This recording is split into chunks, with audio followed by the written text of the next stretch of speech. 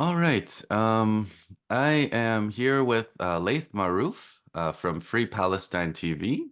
Laith and I have known each other since the early 2000s, but we this is a crossover episode. Laith people watch my channel and then they watch your channel. They watch you on Dimitri. They watch Free Palestine TV, and they've been coming in the comments you've probably seen, and they said, "Why don't you have Laith on?" And so this is like the two. It's like Marvel and DC, the crossover episode. So thanks for thanks for joining. Um, Well, it's great to be with you, Justin. It's been a while that we haven't spoken in person, so yeah. I'm glad that we're catching up now. So the reason that actually, well, there are two things I want to talk about with you that like I always think about when I watch you on video or TV, and one of them is Syria, and I think we have a lot to talk about with respect to Syria and the axis of resistance and what people get wrong about Syria. And the other one is just the idea of strategic patience, which is like something that people talk about with the axis of resistance, and people don't, I think, really understand. So let me just put this to you, and you can kind of react. But like, there's, I think, even people who are anti-genocide um, kind of have this wish that there was like some button that could be pressed that could just stop Israel. And it's like you watch, the available arsenals that Iran has and Hezbollah has, and they're holding back so much. And then you watch the genocide in Gaza, and you watch every single day um, these horrific images and watch the numbers just continuously uptick in starvation, and you think like, why can't they just do something? Why can't they just blow it all up? Why can't they use these arsenals to stop the genocide? And they say this thing which is like, this is a long war, it's a war of attrition, it's a war of patience, it's a war of endurance. But it's like there's somehow it's hard to, so like I guess I want to ask you, why do you think it's hard? Because a lot it comes from the region too, right? Like there's a lot of people in Lebanon where you are that say this. There's a lot of people in the region. And so why do you think it's hard for people to get this? And how could you help people get this? What would you say Okay, to help people get so yesterday during the speech of Sayyid Hassan Nasrallah, I think he pointed out to something that's very important that most people that are, couch revolutionaries or, online revolutionaries don't understand. Number one is that decolonization struggles. How do they develop? How do they work? How do they win? Okay. And decolonization um, struggles are very costly humanly. Okay. And they're always, of the indigenous population versus an empire that is vastly more financed and weaponized and technologically advanced. And so the only path for an indigenous population to decolonize is to have a war of attrition that time is the biggest factor in. And the other part of it is that the strategy, the military strategy of the decolonization is not about militarily winning. It is about frustrating the efforts, the plans, the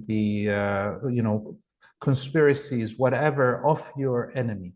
All you have to do is just frustrate the efforts and not let any efforts that they have succeed, and then prolong as long as you can, and you will win in the end by not being defeated.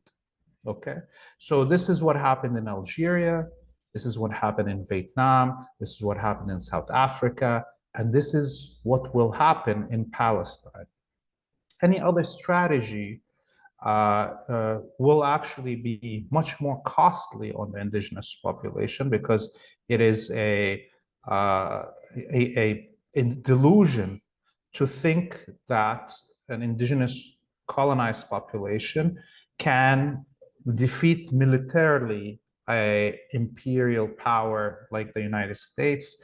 And the Zionist colonies is not an independent entity. It is just part and parcel of the empire domains. And it's in fact like the jewel in the imperial holdings. And therefore, as we see, the West is sending all the weapons, spending as much money as they can, dedicating all its propaganda machine and more. So that is the basics of how decolonization struggles happen and succeed. The other thing that we, maybe our viewers need to understand is that both the Lebanese resistance and the resistance in the whole region have been under, living a 50 years propaganda campaign by the West that has infiltrated the minds of the locals here. That, for instance, here in Lebanon for a long time, there was a huge section of the population that didn't like the Palestinian people, the Palestinian refugees, blamed them for the civil war of Lebanon. Similarly, some people in Iran that have been brainwashed, have been chanting Iran first. Similarly, in Jordan, Jordan first. Again, there's a history.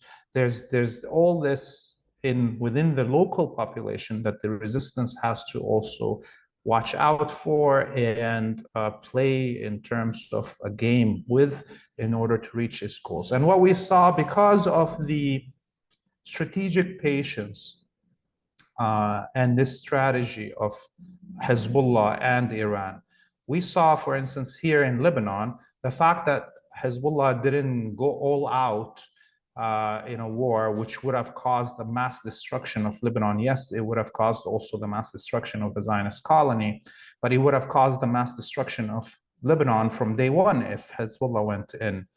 This 1 year of showing the population in Lebanon that Hezbollah as a resistance group is not illogical. It is very, considerate of the whole population of Lebanon and their feelings and their needs, while still being steadfast and principled in its position to support the Palestinian people.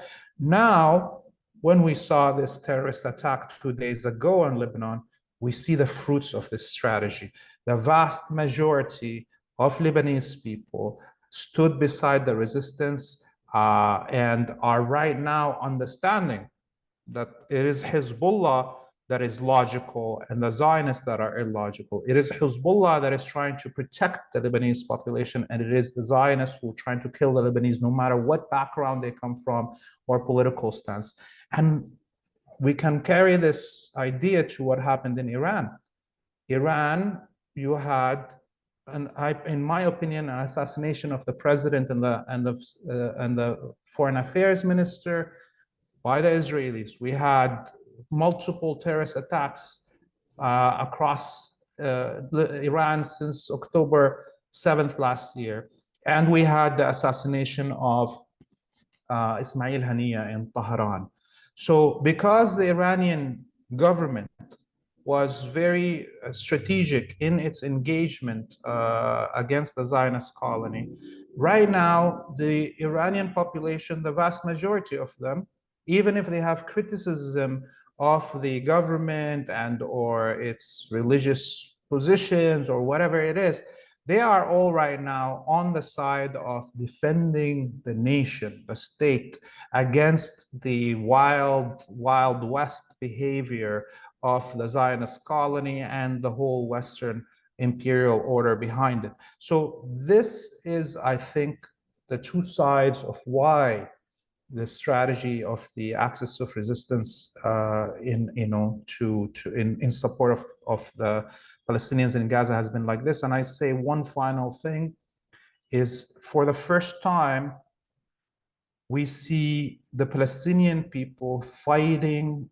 to liberate themselves from their own territory, not from Lebanon, not from Jordan, not from Syria. The Palestinian people are on the ground fighting their own fight, and they're telling all the axis of resistance month after month that we are able to continue this struggle for another year or two without you intervening directly on the battlefield.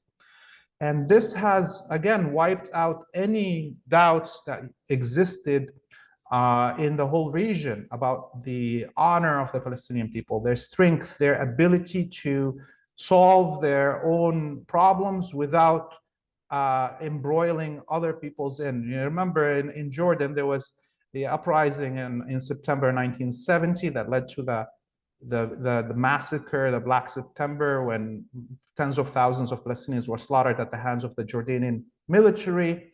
We had the fights here on the ground of Lebanon for a long time when the Palestinian resistance was active up until 1982. So those leftovers of historical feelings within Jordan or Lebanon are gone now, and all because of this holistic strategy that the axis of resistance, as led by the Palestinian people, have taken since October 7th. Yeah. What do you think of Egypt? I mean, I noticed you didn't mention Egypt coming around no on any timeline in your previous remarks. Is that just tougher nut to crack? I mean, yeah. I lived in Egypt. I lived in Alexandria. The Egyptian people are the most humble people in the Arabic world culturally. And they are very honorable people. They had the misfortune of being led by American puppets since the death of the vanquisher of the Arabic people, Jamal Abdel Nasser, who still, Jamal Abdel Nasser is considered till today the Arab leader that every Arab would wish that he's still alive and would lead them. And that is an honor that no other Arab nation has. But if we look at who's in control of this country right now, unfortunately, a country of 110 million people, according to the statistics, is probably much more. There's a lot of people that are living in graveyards and unregistered in the system. You look at this Sisi, and before him Mursi, and before him Mubarak, they're all were American puppets. I know some people look at Mursi as some revolutionary, but when Mursi came into power, his first public letter was a thanks to the Israeli prime minister, his friend, as he called him in his letter, and he refused to open the borders to Gaza, and he participated in the overthrow of both Gaddafi in Libya and the attempted overthrow of Assad in Syria. All of these were, colonial imperialist Zionist plots that Morsi was involved in. So in Egypt, there is no hope of change anytime soon, except with just like happened in the 1950s and the coming of Jamal Abdel Nasser, a free officers revolt. That's the only path forward, that there's some generals and officers within the Egyptian army that will mount a coup and take out the puppets and round up the elites that are collaborating with the West and put them on a firing squad wall, basically. That's the only path forward. There's more possibility of change in countries like Jordan than there is in Egypt. You just think that a military coup because the army has everything locked down so completely. Yeah, I mean it seems like the whole system is dedicated to preventing that from happening.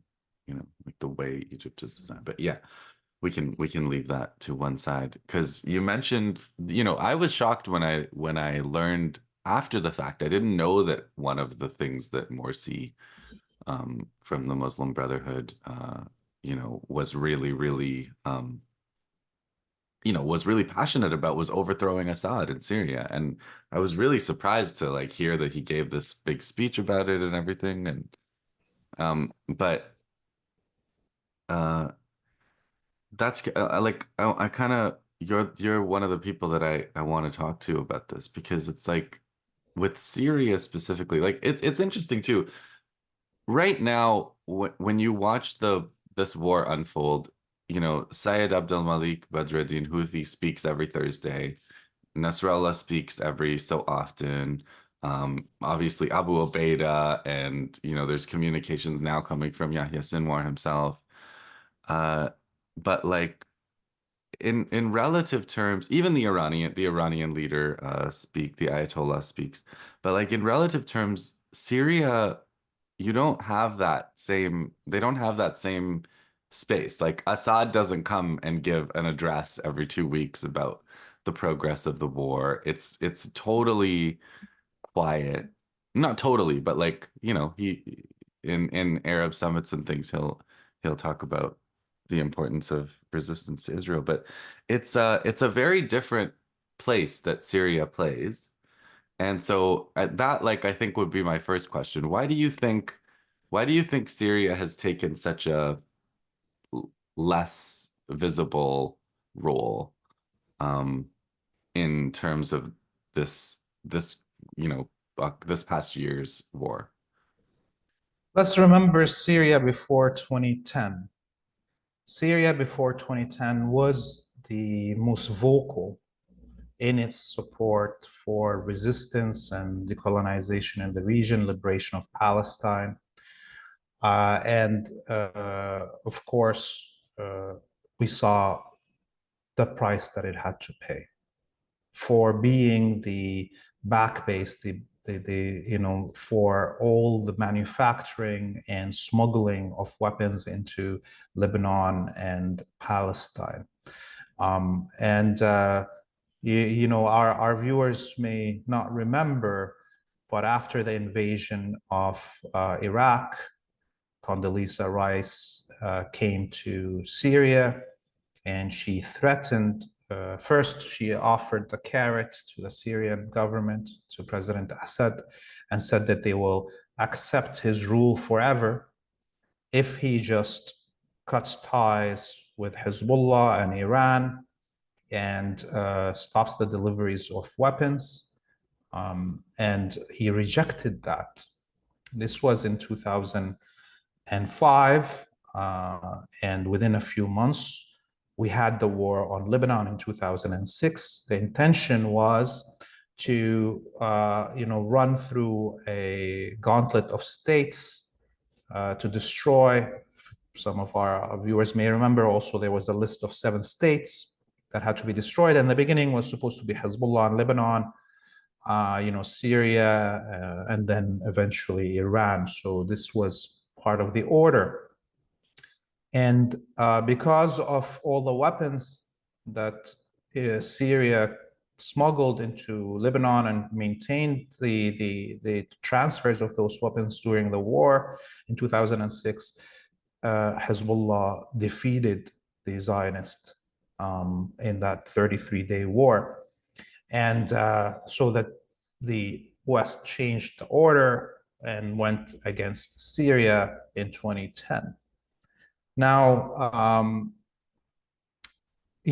Syria faced the biggest wave of invading death squads that we've seen in history. 200,000 Wahhabi cult members were, thrown at Syria from the borders of Turkey, from the borders of Jordan. And this, as we saw, led to the killing fields in Syria and in Iraq, and the rise of the chameleon Contra ISIS. And Syria paid a huge price, 500,000, mainly soldiers, close to 350,000 of those 500,000 are soldiers that died fighting the Western hordes. I don't think Syria has lived such a moment since the Mongol invasion. That's the only thing that you can compare what happened to Syria is the Mongol invasion and the Crusader invasions. Okay. So to see this state survive this moment, 10-year war, the dark 10 years, they call them, it is remarkable. And I think people don't understand how remarkable it is for this country to survive this. The only reason beyond the support of Iran, Hezbollah, and Russia, the only reason that other reason that Syria survived this is because it was a socialist state that had, under the leadership of President Hafez al-Assad, the father of Bashar al-Assad, had created a 7-year reserve of all the needs, rice, flour, oil, gas, anything you need for 7 years. In fact, if Syria didn't have that and didn't have free education and free healthcare, the state would have collapsed within the first year.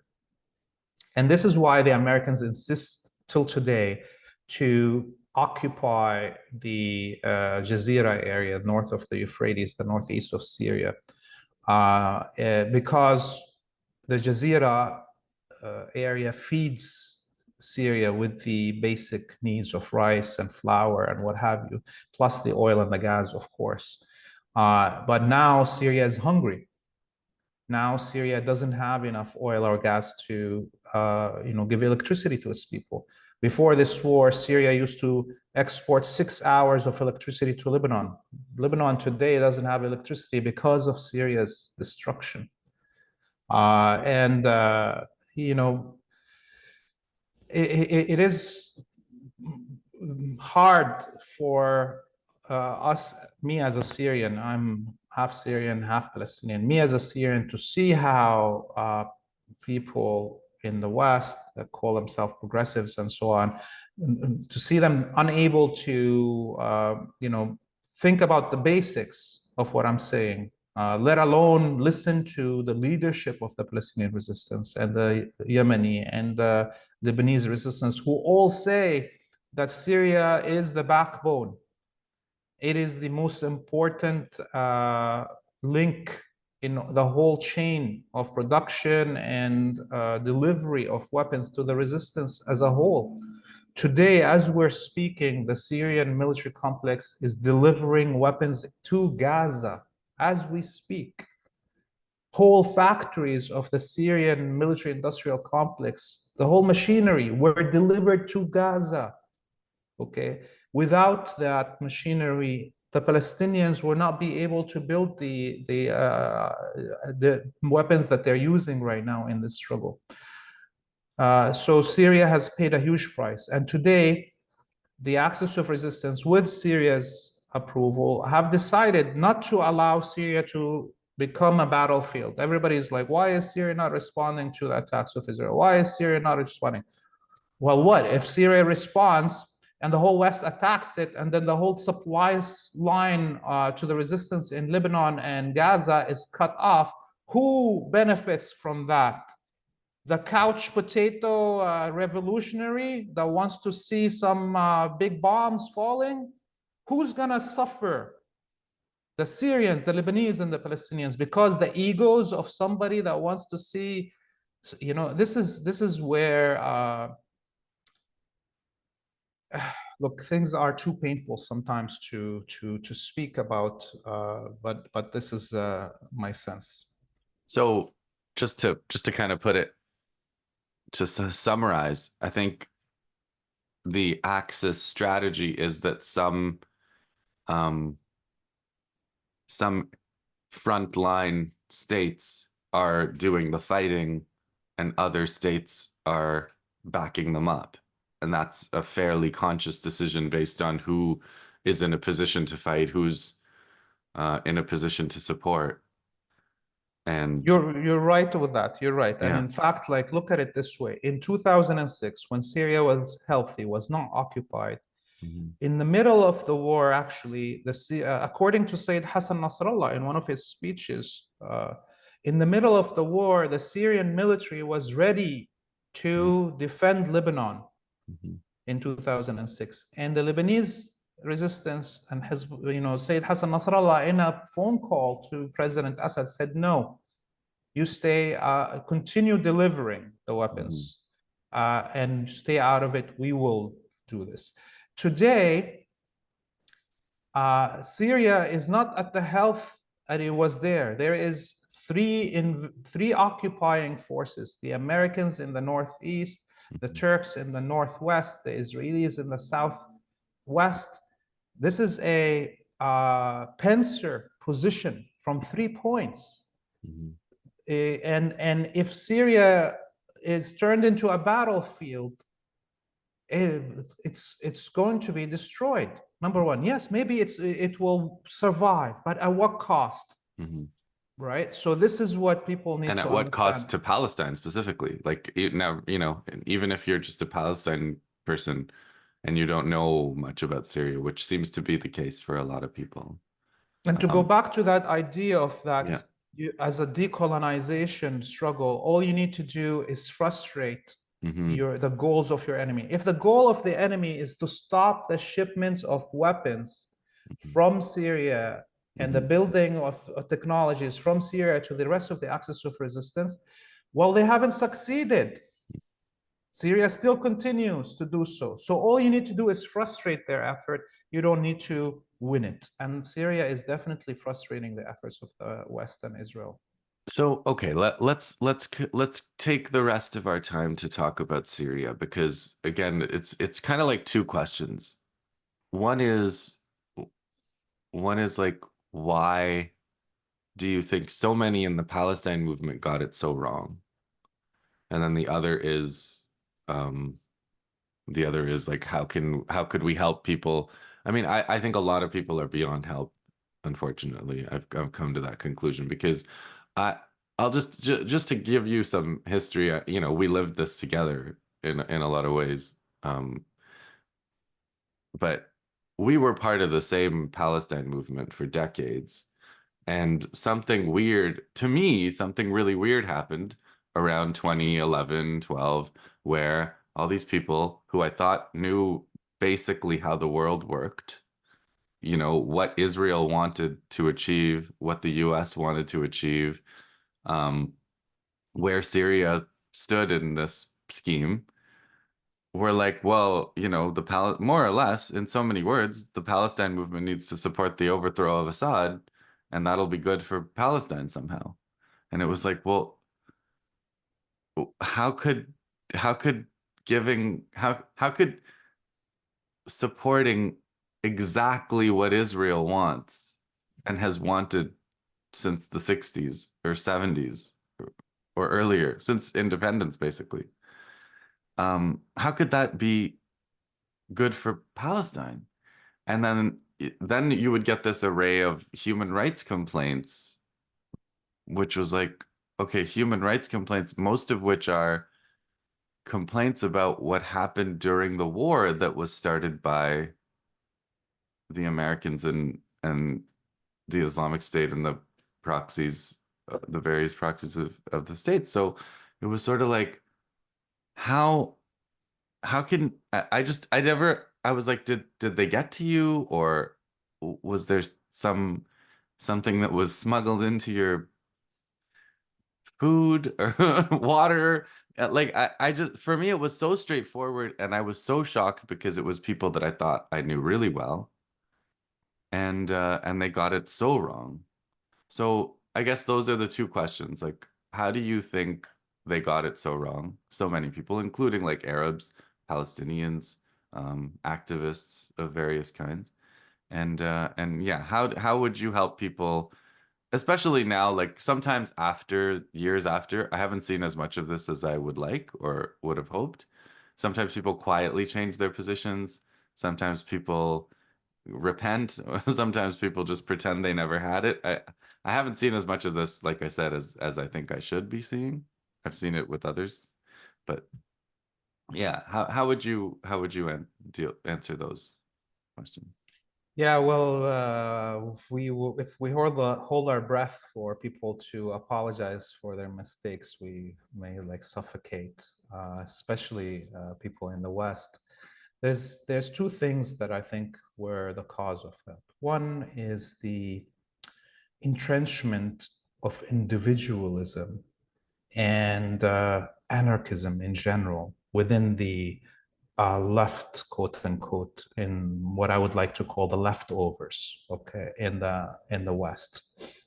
So, you had 10 years before that, or 15 years before that, the globalization, anti-globalization movement, and everything becoming an anarchist-based organizing, um, and suddenly, supposedly, because of the way that the United States designed the quote unquote Arab Spring, I call it the Arab Autumn, with the help of the Muslim Brotherhood and the mass media of Qatar, Al Jazeera, uh, created this illusion that it is possible to have an anarchistic, leaderless revolution, right?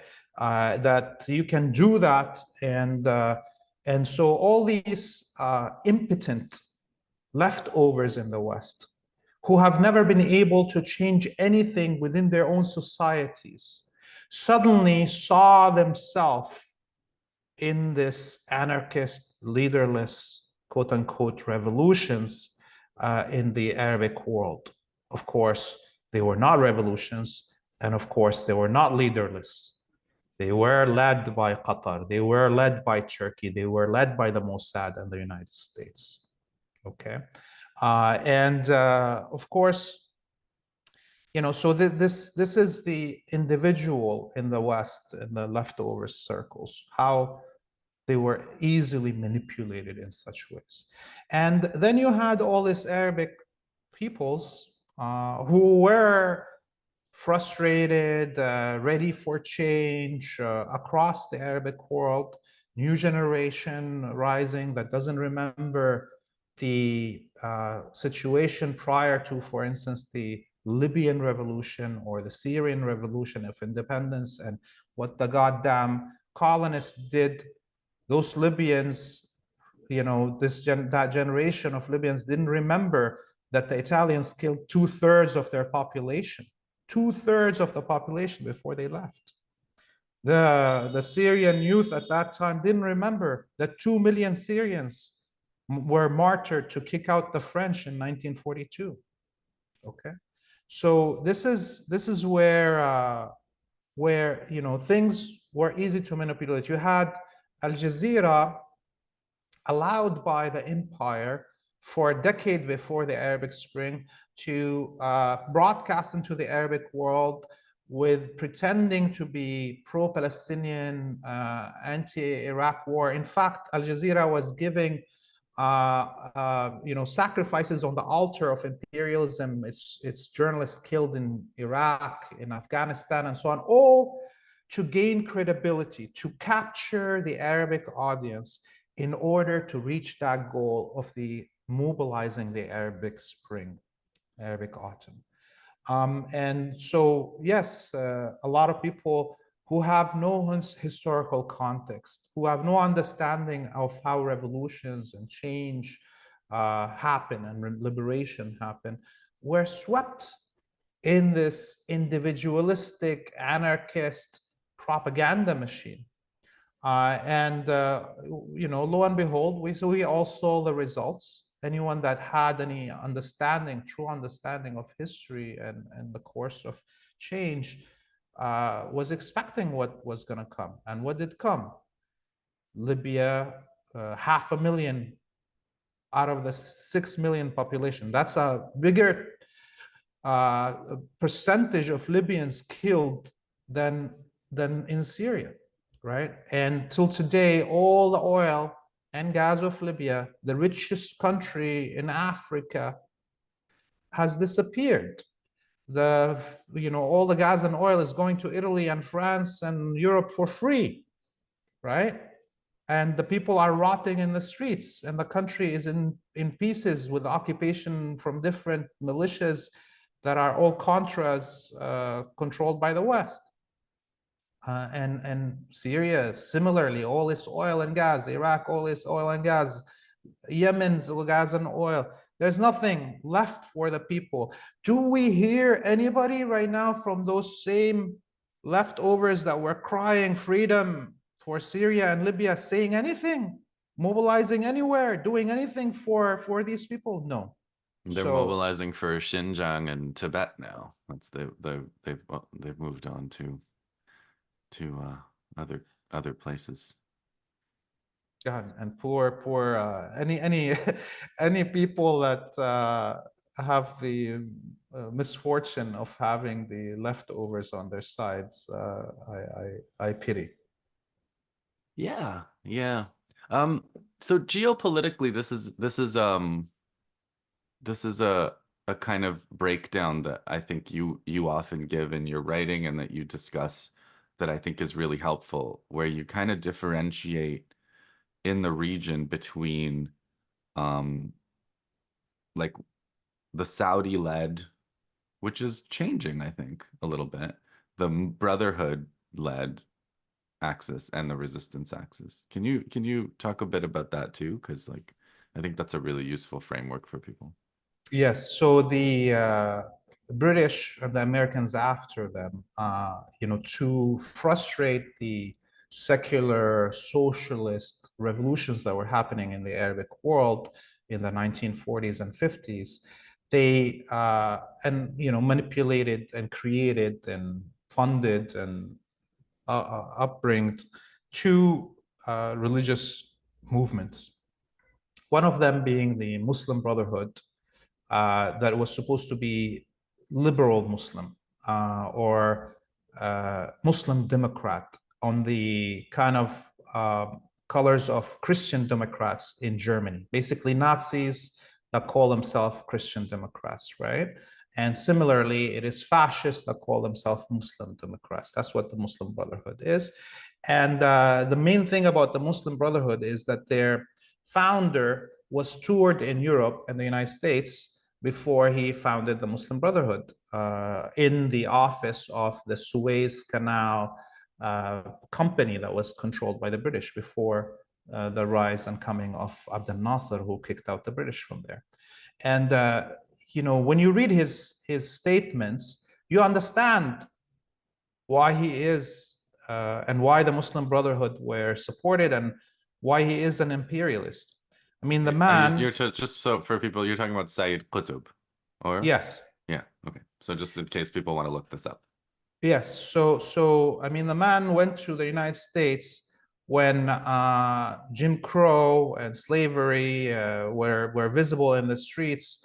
Indigenous people were still being slaughtered, and came back and said he found Islam in the United States without Muslims, and in his country, Egypt, there is Muslims, but there's no Islam. So he was telling the Muslim population. It's the kind of thing an old uncle says, like it's one of those uncle things to say. Yes, so he basically was saying, Muslims in Egypt need to emulate the Western behavior in order to actually be true Muslims. Right? And what does that mean? That means that we need to be imperialist, colonialist, capitalist, right? And ruthless. And so this is the Muslim Brotherhood. The Wahhabi cult in Saudi occupied Arabia, again, this is a cult. The West was creating the cult of Nazism, was creating the cult of Zionism. And they needed a third cult, which is the Wahhabi cult. And what the British did in 1930 is they allowed, gave guns and weapons and so on, and allowed the Wahhabis to invade from Riyadh the rest of Arabia, the Hijaz and parts of Yemen.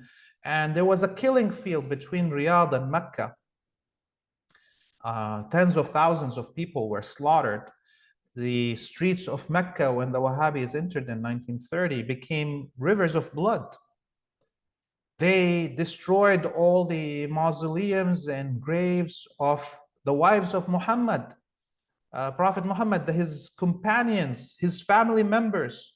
They almost destroyed the grave of Prophet Muhammad himself in Medina. Okay, and so this was supposed to be the new Islam that the West was molding to mimic the new Judaism that is Zionism, or the new Christianity that is Nazism, right? And only because of the glory of Jamal Abdel Nasser, right, and his ability to speak to Arabs and Muslims in the Arabic world in language that separates us from this fanaticism of the Wahhabis, were they not able to win this battle of the Arabic mind.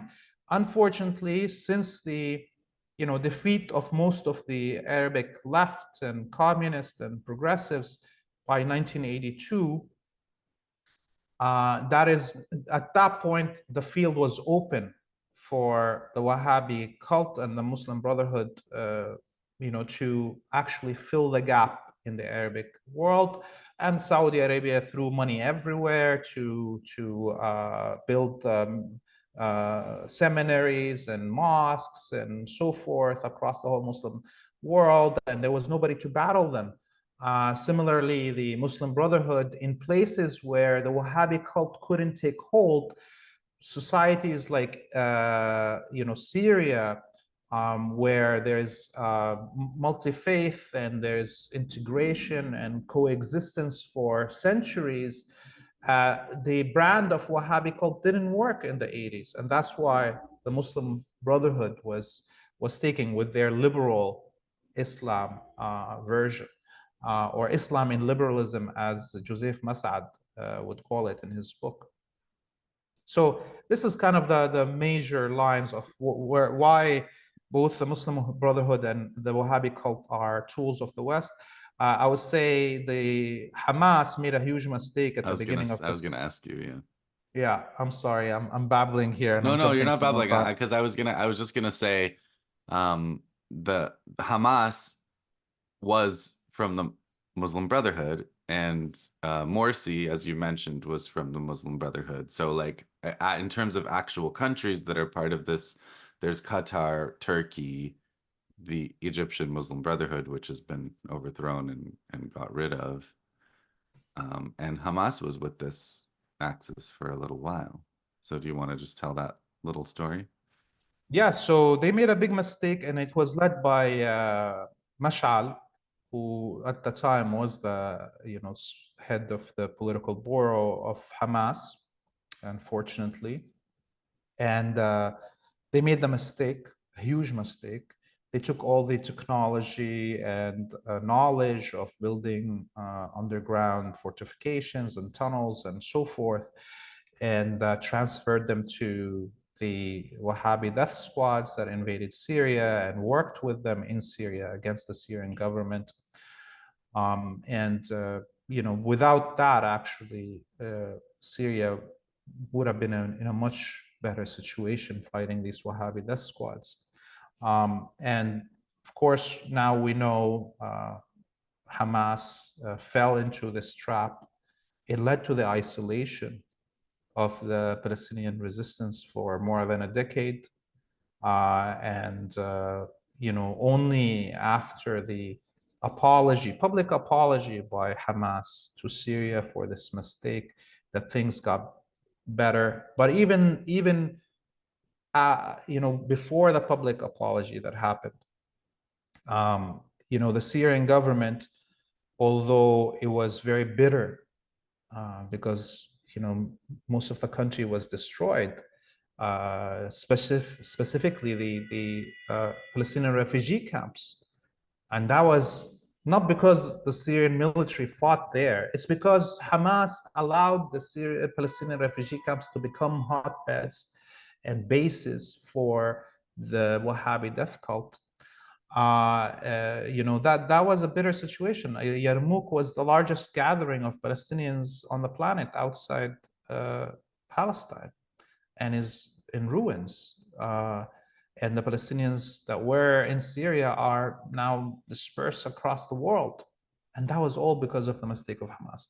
But even then, the minute the fighting of Hamas stopped on the ground of Syria, Syria kind of forgave half forgiveness and allowed the continuation of transfer of weapons to Gaza. And only after the public apology did we see that the Syrian government fully accepted and forgave. How do they do that? How do they, is it still through Egypt that this transfer of weapons happens? It's kind of illegal networks in Yeah, Egypt. yeah. I think people don't understand that Sinai is a lawless place. The Egyptian government, because of its, you know, treacherous peace deal with Egypt, with the Zionist colony, is not allowed to really send in huge amounts of troops to control the area. It's a huge place, Sinai. Yeah. There's so many ways you can smuggle into it. And then there's, of course, the tunnels into Gaza. There's other ways that we don't know. I think part of it is the naval path, but we don't know what technologies and how they're using them. And currently in the West Bank, it's the same thing. The Syrian government is smuggling weapons into the West Bank. We keep on hearing about Jordan caught some drug smugglers coming from Syria and had a huge firefight with them. Well, they're actually fighting the weapons smugglers. There's no drugs coming from Syria, it's weapons. And the weapons that we see right now being used in the West Bank have all been smuggled by the Syrian military and Syrian government. So, um, so you don't think, given that with this whole, to kind of bring it to full circle, you don't think there's gonna be a big bang anytime soon in terms of even maybe, I mean, you're in Lebanon, right? It, do you think, what do you think about like the prospect of an Israeli invasion? Nasrallah said something very confident yesterday, right? He said, it takes a lot of effort to target Israeli soldiers and vehicles. If they were to come, we would welcome them. It would make our job easier. So it seems that's something Israel knows. It's not, he doesn't bluff. There's no history of bluffing or bluster or talking about things that they can't do. So what's Israel doing? Is it just like an expansion of the areas that they bomb and that'll be answered by an expansion of areas because that's the way I see it going, but maybe they're crazy enough to invade too. I don't know. What do you think? Well, since last night, the Israelis conducted their biggest air raid campaign since the beginning of this war. Over 100 Israeli sorties. They claim that they hit 100 rocket launchers. Of course, they didn't. And in retaliation, since last night, over the night until this morning, Hezbollah fired over 200 heavy missiles and Burkan and others. And since sunrise, they fired almost 200 other missiles. Okay, so these are the hugest volleys of missiles by Hezbollah since the beginning of this war, and huge swaths of both the occupied Syrian Golan Heights and the northern Palestine, the Hula Valley, and the Lower Galilee are on fire right now. The Israeli government and Israeli military have asked all the colonists in the north and in the of Palestine in the Golan to stay beside their bunkers or inside their bunkers. And this has been a call since last night. So we're talking about like, almost 250,000 Israeli colonists that have been in their bunkers for now more than 12 hours, right? And so we are at a stage of this war, a new stage. And this new stage, stage 5, as Sayyid Abdul Malik Houthi called it in his speech last Friday, was inaugurated with the hypersonic missile that Yemen fired. And it was kind of confirmed that we are in stage 5 with the cyber terrorist attack that the Zionists conducted in the last 2-3 days. So, and now looking at how Hezbollah is responding and the battle that we're seeing, we're definitely in stage 5. When people ask me, are the Israelis going to invade? I mean, one thing that we have to recognize, all of us, that we are living unprecedented times. These actions, both the hypersonic missile and these electronic terrorism that we saw, cyber terrorism, are things that have not been seen anywhere on any staged battlefield in the world. We are in a new age. And so one thing that I think will be consistent about this new world that we're living in is that everything's going to be unexpected. It's been 11 months, almost a year. Every day we are being shocked, right? Every time you're like, oh, I'm getting used to seeing dead babies or destroyed hospitals. Something new happens that you're like, what the hell happened here? How did this even come to be in this reality, in this timeline that we live in? Okay. But this is going to be the marker of everything that's going to come. So I personally cannot predict anymore. Okay. Anybody that tells you they can predict are lying. In fact, I think Sayyid Hassan Nasrallah was clear. He thinks that for the most part, the Israelis have been threatening every month for 12, 11 months now to invade. Looking on the ground troops movement, there's no ground troops movement. They're stationed 1/3 of their military on the border with Lebanon for 11 months, and they can't move an inch of them, and they can't withdraw anything from Gaza because they're getting beaten. They can't withdraw anything from the West Bank. So, but does this mean that they're not going to attack? Who knows? You can't really predict. They could be crazy and just go on a mass air raid campaign, which triggers a full war and what have you, So no, I can't predict it. But this war is not going to end anytime soon. This war is going to continue for at least another year, if not 2, right? That's the minimum it takes for liberation from a colonial entity. There's no decolonization war that ends in 1 year. That's right. That's right. No, it's a really important point that so I guess another maybe the last question is, do you, because John Elmer and I talked about this yesterday, like do you think that do you think there's going to be a pause between now and liberation, or do you think this is the war for liberation? What? I think a lot of people, including probably leadership in the axis of resistance, thought there will be a pause. Yeah, that's what I said, yeah. They probably thought that there is some rationality left. And I think this may be the only miscalculation that they have had, okay? Because the main issue is that they didn't understand how crucially integrated Zionism is to Western imperialism and to Western identity.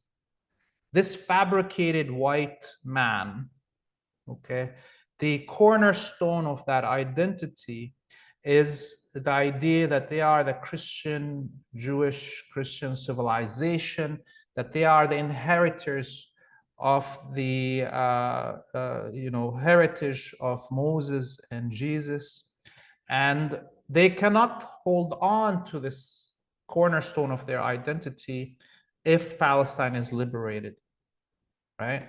So this is above and beyond the fact that Palestine is the most strategic geopolitical position in all of the world.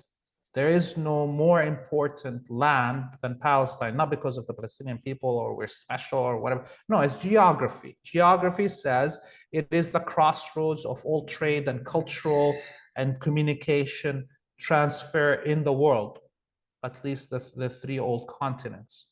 Okay.